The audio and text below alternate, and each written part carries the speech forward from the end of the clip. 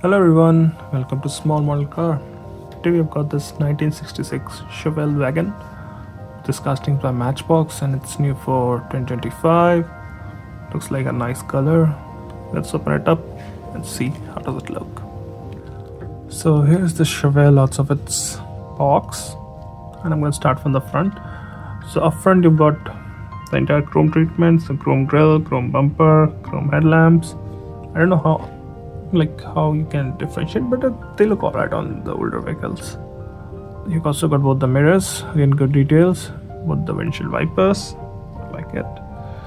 The paint is more of cream or beige kind of paint. You know how you used to see that on older cars a lot, so it's that kind of paint.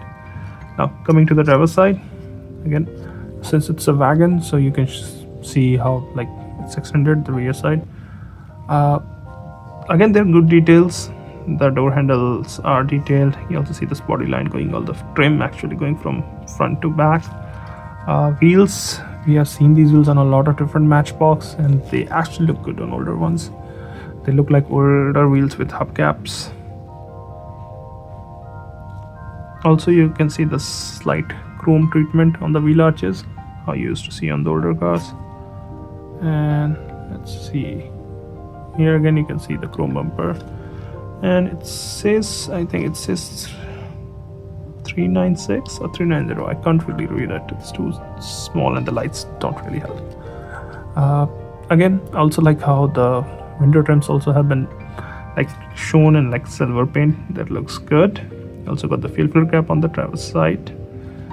Interior is also done in beige, and you have bench seats in there like you used to in older cars. Let's go to the passenger side. Looks almost identical, the only difference being the fuel filler cap. So the front windows, there's no glass there.